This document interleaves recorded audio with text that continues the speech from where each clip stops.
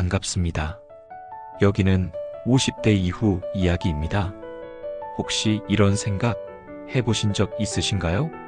나는 지금까지 무엇을 위해 살아왔을까? 내가 지나온 70년 그 안에 진짜 의미는 있었을까? 오늘 이 시간은 인생의 끝자락에 서 있는 한 어르신의 이야기를 통해 삶의 진짜 의미와 남는 단 하나의 진실에 대해 나눠보려 합니다. 영상이 끝날 무렵 여러분 마음속에도 조용히 남는 무언가가 있기를 바랍니다. 1부 70년 인생 그 여정의 기록. 청춘이라는 이름 아래 청춘. 누구나 한 번은 지나온 그 이름. 그 시절을 떠올리면 괜히 가슴이 뭉클해지곤 합니다. 정순택 씨에게도 그런 청춘이 있었습니다.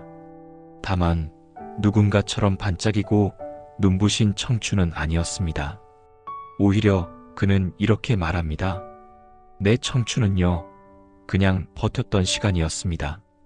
그가 18이던 해 집안 사정으로 대학은커녕 고등학교 졸업도 채 하지 못했습니다. 책가방 대신 공구함을 메고 교실 대신 공장으로 향한 그의 첫 출근 날. 공장 바닥은 시커먼 기름때로 얼룩져 있었고 기계는 쉴 틈 없이 돌아갔으며 선배들은 말보다 욕이 먼저 나오는 사람들이었습니다. 하지만 그는 묵묵히 일했습니다. 처음 며칠은 손에 물집이 잡혔고 한겨울 냉골 같은 기숙사에서 얇은 이불을 덮고 이를 악물며 잠이 들었습니다. 누구보다 젊었지만 누구보다 빨리 세상의 무게를 마주해야 했습니다. 청춘이란 이름으로 하고 싶은 일이 산더미 같았지만 현실은 그를 단 한 번도 봐주지 않았습니다. 어느 날 공장에서 점심시간이 끝나고 다시 기계를 돌리려던 참에 순택 씨는 기계에 손을 살짝 베었습니다. 피가 흘렀지만 그는 얼른 옷자락으로 눌러가며 일했습니다. 누군가에게 들키면 혼날까봐 그날 야근까지 마치고 나서야 작은 약국에서 연고 하나 사서 바르며 말했답니다. 지금 아프면 안 돼. 난 아직 쓰러질 여유가 없어. 그게 그의 청춘이었습니다. 하루 일과를 마치고 돌아오는 길. 달빛 아래 터벅터벅 걷던 어두운 골목길. 배는 고프고 지친 몸은 휘청거리지만 하늘을 올려다보며 혼잣말을 했습니다.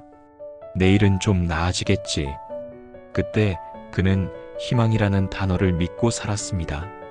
현실은 고단했지만 젊다는 건 그래도 아직 가능성이 있다는 뜻이었기에 주말이면 낡은 라디오를 틀어놓고 좁은 방 안에서 혼자 도시락을 먹으며 라디오 DJ의 말을 들었습니다. 가끔 나오는 청춘 응원가 같은 노래는 눈시울을 붉히게 만들었고 그렇게 눈물이 떨어지는 순간에도 울면 뭐하냐? 다시 내일부터 일해야지 하며 속으로 삼키던 시절. 또래 친구들이 카메라 들고 한강에서 사진을 찍고 통기타 하나로 노래를 부르던 시절. 그는 교대 근무 때문에 낮과 밤이 뒤섞인 삶을 살았습니다. 누군가는 첫사랑을 만나 설렘에 잠 못 들었지만 그는 월세 걱정에 잠을 설쳤고 누군가는 유학을 꿈꿨지만 그는 밀린 동생 학비를 먼저 걱정해야 했습니다. 그래도 그런 그에게도 설레는 순간이 있었습니다. 기계 정비 교육을 함께 듣던 어느 날 옆자리에 앉은 여자가 물을 건넸습니다. 손에 피가 나요? 이거로 닦으세요? 말 한마디에 그의 심장이 두근거리기 시작했습니다. 그날 이후 잠들기 전 그녀의 얼굴이 자꾸 떠올랐고 밤 근무를 하면서도 쉬는 시간엔 그녀와 마주칠 생각에 설렘이 피어올랐습니다. 그게 순택 씨의 청춘이 사람을 통해 피어났던 순간이었습니다. 청춘은 그렇게 빛나지도 않았고 꽃처럼 화려하지도 않았습니다. 하지만 그 속엔 수많은 묵묵한 노력, 말 못할 눈물, 그리고 누구보다 간절했던 희망이 있었습니다. 정순택 씨는 말합니다.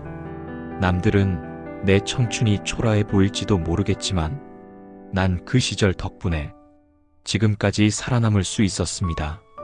그리고 지금 그 시절을 돌아보며 이렇게 웃습니다. 청춘이란 건 반짝여서가 아니라 그때 내가 포기하지 않아서 아름다운 거야. 결혼, 그리고 가족이라는 이름. 시간이 흘러 28배 순택 씨는 생애 가장 큰 결정을 합니다. 바로 결혼이었습니다. 그녀는 조용하고 따뜻한 사람이었습니다.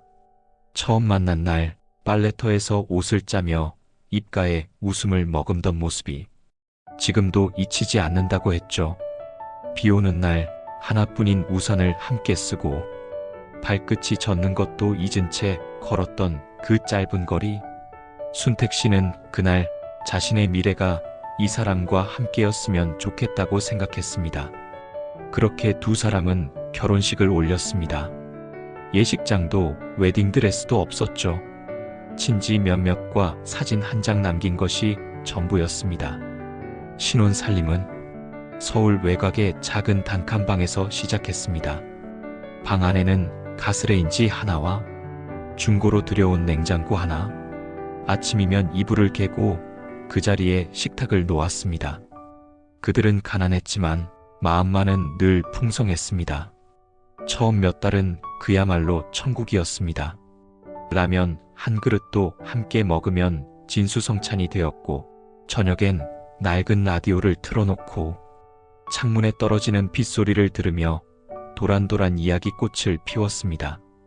아내는 틈틈이 반찬을 만들어 작은 도시락통에 담아주곤 했습니다.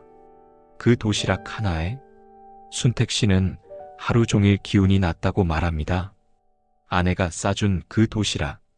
참 이상하게 반찬은 소박했는데 그게 세상에서 제일 맛있었습니다.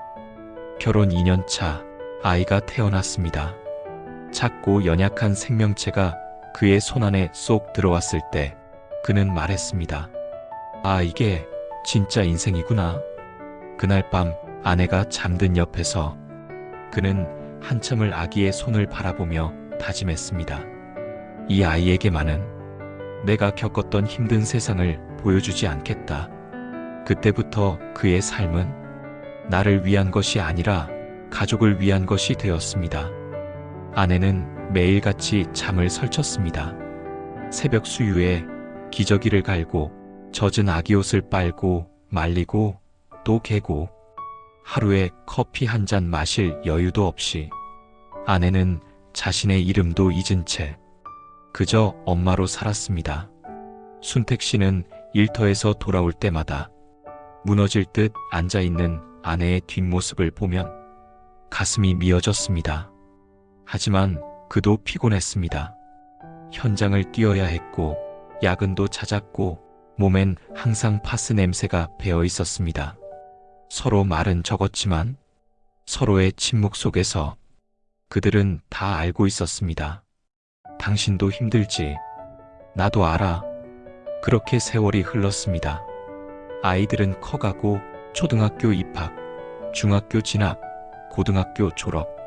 순택 씨는 학원비에 등록금에 신용카드 할부까지 끌어가며 자식들 뒷바라지에 매달렸습니다. 그래도 그는 후회하지 않았습니다. 아이들 졸업식 날 학사모를 쓴 자식의 뒷모습을 바라보며 자기도 모르게 눈물이 났습니다. 그 눈물은 후회가 아니라 벅찬 기쁨의 눈물이었습니다. 하지만 그 무렵부터 아내의 건강이 눈에 띄게 안 좋아졌습니다. 피곤해서 그래요.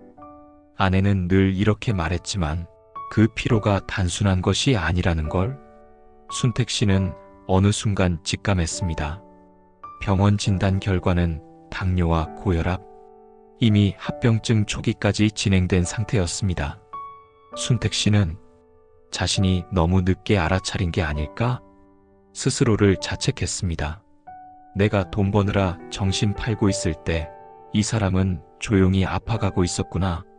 그날부터 그는 퇴근 후 시장에서 직접 장을 보기 시작했습니다. 처음엔 생선 고르는 것도 서툴고 반찬 조리법도 몰랐지만 조금씩 아내의 몫을 대신해 갔습니다. 그러나 시간은 누구도 기다려주지 않았습니다. 아이들이 모두 출가하고 이제 둘만 남은 집. 그 집은 너무 조용했습니다. 그리고 어느 날 아내는 그만 그 조용한 집을 영영 떠났습니다. 아내가 떠난 날 그는 장례식장 뒤편에서 혼자 무릎을 꿇고 속삭였습니다. 당신 고생만 시켰어. 정말 미안해, 고맙고. 그의 인생 중 가장 찬란한 시기, 청춘보다 빛났던 시간은 아내와 아이들과 함께 보냈던 바로 그 가족의 시간이었습니다. 결혼이란 한 사람이 아니라 두 사람이 함께 짊어지는 인생의 무게였습니다. 가족이란 때론 말하지 않아도 알 수 있는 눈빛 하나, 한숨 하나의 무게였습니다. 그리고 이제 그는 깨닫습니다. 가장 아름다웠던 내 인생의 중심에는 늘 가족이 있었구나. 2부. 어느 날 문득 혼자라는 느낌. 1. 자식은 자라고 부모는 늙고 시간이 흐릅니다. 자식은 자라고 부모는 늙습니다. 그것은 누구도 거스를 수 없는 삶의 순리입니다. 하지만 막상 그 시간을 마주하게 되면 우리는 말없이 가슴을 쓸어내리게 됩니다. 아이들이 어릴 땐 말 한마디, 눈짓 하나로도 세상이 환해졌습니다. 아빠, 하며 품에 안겨오던 아이의 체온, 한 손엔 연필을 들고 숙제 좀 봐달라며 달려오던 아들의 눈망울, 엄마 이거 봐 하고 손수 만든 종이 접시를 자랑하던 딸아이의 웃음. 그 시절엔 아이들만 있으면 세상 어떤 고생도 두렵지 않았습니다. 정순택 씨도 그랬습니다. 그 아이들이 내 삶의 전부였어요. 하지만 아이는 자라고 부모는 그 자리에 머무릅니다. 중학교를 가더니 이제 아빠와 눈도 잘 안 마주치고 고등학생이 되니 어디 다녀오겠다는 말도 없이 문만 쿵 닫고 나갑니다. 그래도 그럴 수 있다, 이해하자. 청춘이니까, 예민한 시기니까 스스로를 타이릅니다. 그리고 또 시간은 흘러갑니다. 대학에 가더니 기숙사에 들어가 버리고 명절 외엔 얼굴 보기 힘들어집니다. 전화는 짧아지고 문자는 응 오키 잘 있어. 딱 그 정도입니다. 어느 날 그는 퇴근하고 돌아와 거실 한복판에서 문득 깨달았습니다. 아, 이 집에서 지금 나 말고 아무도 날 기다리는 사람이 없구나. 예전엔 문만 열면 아이들 목소리가 울려 퍼졌고 아내가 부엌에서 반찬을 하고 있었고 TV에선 익숙한 드라마 소리가 흘러나왔습니다. 이제는 그 모든 소리가 멈췄습니다. 식탁에는 혼자 밥 한 공기, 반찬도 그냥 김치 하나. 젓가락질 하다가 잠시 멍하니 있다가 한숨만 나옵니다. 어버이날이 되면 카네이션 사진과 함께 사랑해요, 아버지라는 메시지가 옵니다. 정작 아이들은 오지 않습니다. 그래도 스스로를 또 타이릅니다. 요즘 젊은 사람들 다 바쁘지. 애들도 애들 나름대로 살기 힘들 거야. 그는 이해하려고 합니다. 그렇지만 마음 한켠엔 자기도 모르게 쌓이는 서운함이 있습니다. 딸에게 전화를 걸었습니다. 처음엔 밝게 받던 목소리가 잠시 후엔 이렇게 말하더랍니다. 아버지, 지금 미팅 중인데 나중에 전화 드릴게요. 그 말이 거짓이 아니라는 건 알지만 자신의 전화가 방해가 되었구나. 그 사실이 마음을 무겁게 만들었습니다. 그 후론 전화 걸기도 조심스러워졌습니다. 혹시 내가 또 폐가 되진 않을까? 그러던 어느 날 친구의 장례식에 갔습니다. 같은 동네에서 오랫동안 함께 살던 김영식 씨가 세상을 떠났다는 소식을 듣고 빈소에 도착했더니 상주는 아들이 아니라 요양원 직원이었습니다. 아들은 해외 출장이 있어서 못 온다네요. 그 말을 듣는 순간 그는 가슴이 먹먹해졌다고 했습니다. 나는 과연 내 마지막 날에 누가 내 손을 잡아줄까? 그제야 무심히 흘려보낸 시간이 얼마나 소중했는지, 가족이라는 단어가 얼마나 위태로운 선 위에 있었는지를 절감하게 됩니다. 순택 씨는 말합니다. 부모는요, 아이들이 자랄수록 조용히 뒷모습만 바라보게 됩니다. 그리고 이어 말합니다. 자식은 점점 세상 쪽으로 걸어가고 부모는 점점 그 자리를 지키며 그들을 바라보는 사람이 되어갑니다. 어쩌면 그게 부모라는 존재일지도 모릅니다. 말없이 기다려주고 먼저 다가가길 조심하고 늘 사랑하면서도 그 사랑을 강요하지 못하는, 그래서 늙는다는 건 내가 중심이던 세상에서 조용히 물러나는 일인지도 모릅니다. 자식은 자랍니다.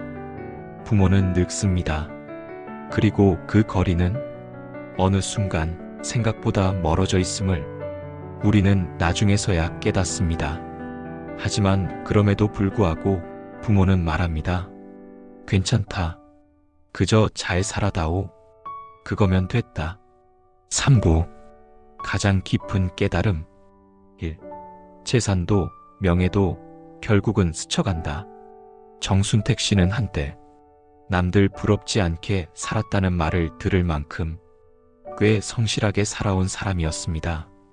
남들이 퇴근할 때 그는 야근을 택했고, 남들이 쉬는 날 그는 부업을 했습니다. 아이들 학비를 대느라 외식 한 번, 여행 한 번 제대로 가지 못했지만 그건 아깝지 않았습니다.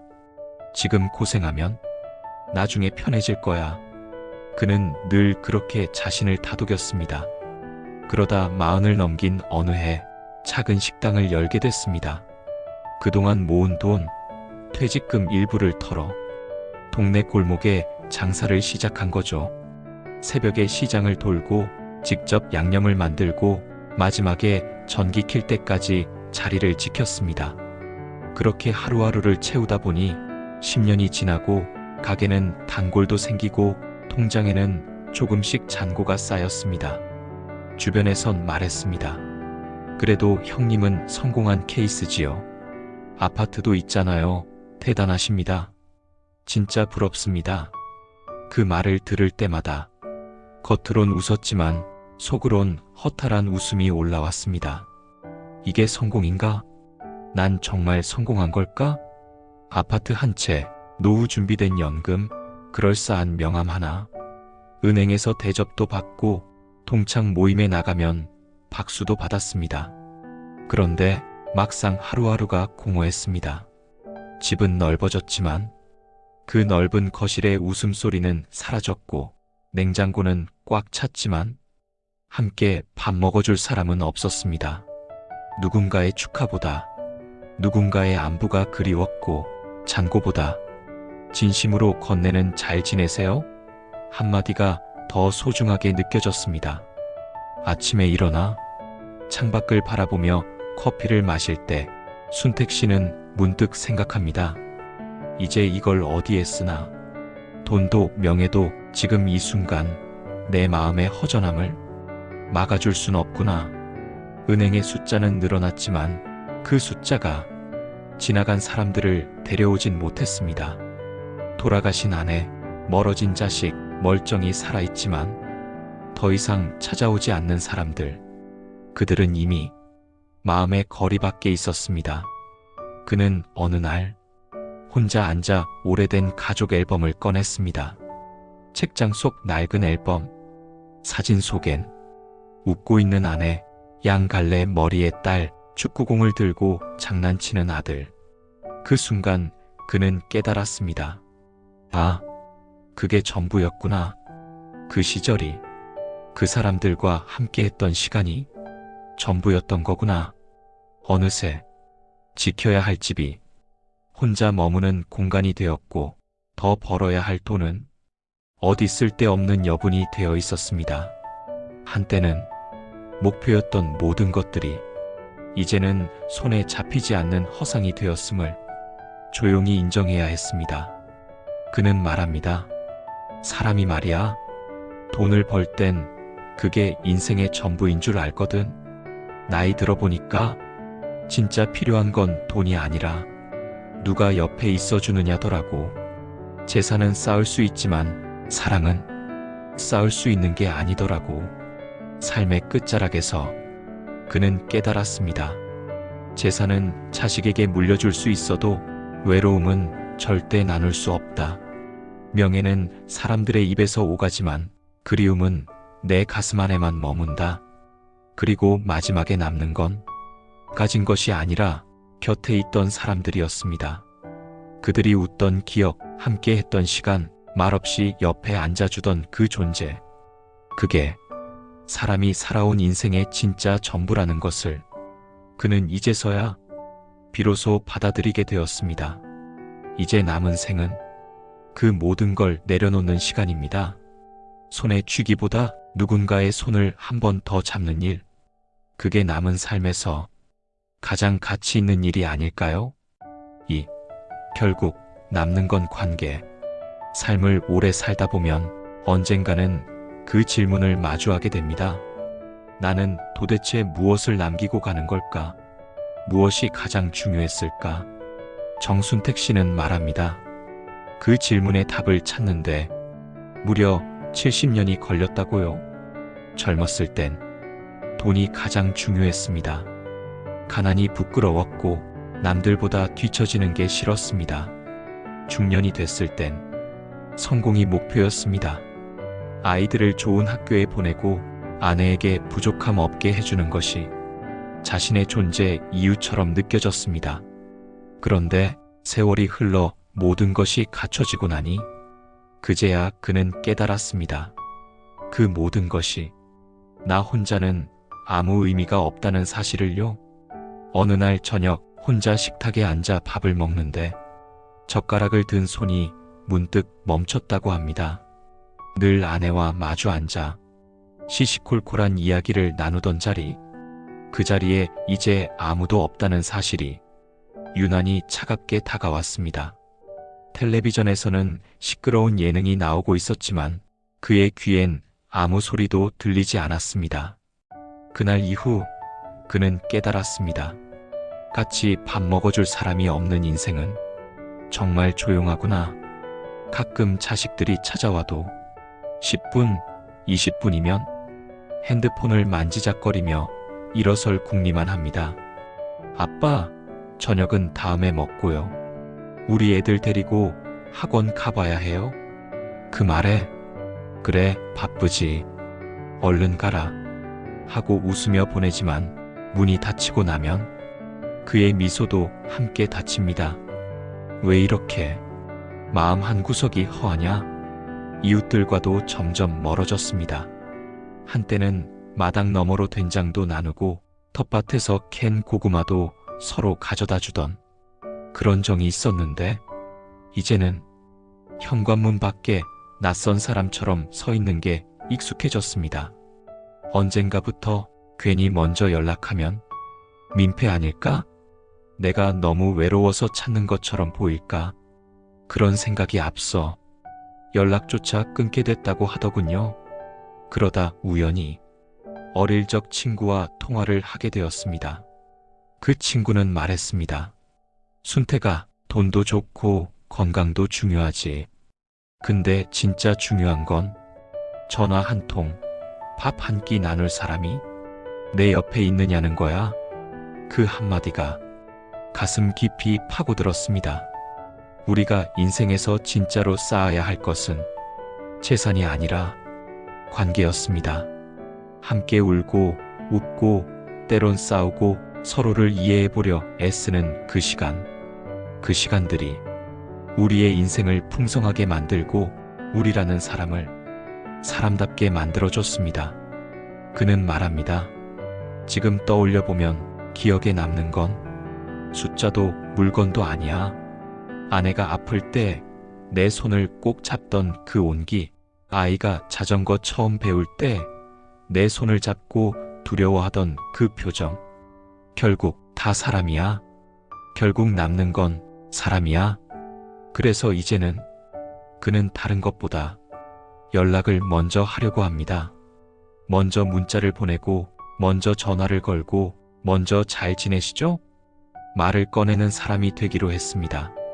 그리고 그 마음을 담아 손편지를 쓰기도 시작했습니다. 보고 싶어요. 문득 생각났어요. 건강하셔야 해요. 그 짧은 문장이 다시 관계의 실을 엮어주는 작은 시작이 되기를 바라면서요. 관계는 언제나 새로 시작할 수 있는 선물입니다. 때론 오래된 관계보다 지금 이 순간 따뜻한 한마디가 더 큰 위로가 될 수 있습니다. 그리고 그것이 우리를 사람답게 지켜주는 힘이 됩니다. 우리가 마지막에 남기는 것도, 우리를 기억하는 것도 결국은 관계입니다. 당신은 누구와 함께였고, 누구를 아끼고, 누구를 사랑했는가? 그게 바로 우리 인생의 진짜 흔적입니다. 사부 삶의 마지막에 남겨진 한마디. 어느 겨울날 그분은 병원 침대에 누워 오랜만에 찾아온 아들에게 조용히 말했습니다. 고맙다. 너랑 얘기하니 내 인생이 헛되지 않았던 것 같아. 그 한마디에 아들의 눈가엔 뜨거운 눈물이 맺혔습니다. 그리고 우리는 깨닫습니다. 삶의 의미란 결국 누군가와의 연결 안에 있음을, 사랑했고 사랑받았던 그 순간들이 우리를 가장 사람답게 만들어 주었음을. 사랑하는 여러분, 지금 당신 곁에 있는 사람들에게 마음을 조금 더 내어주세요. 전화 한 통, 짧은 안부 인사 하나가 어떤 이에게는 살아갈 힘이 되기도 합니다. 그리고 스스로에게도 말해주세요. 나는 여전히 누군가에게 소중한 사람이다. 오늘도 이 이야기에 함께 해주셔서 감사합니다. 다음에도 50대 이후 이야기에서 더 깊고 따뜻한 인생 이야기를 나누겠습니다. 구독과 좋아요는 다음 이야기를 만드는 큰 힘이 됩니다.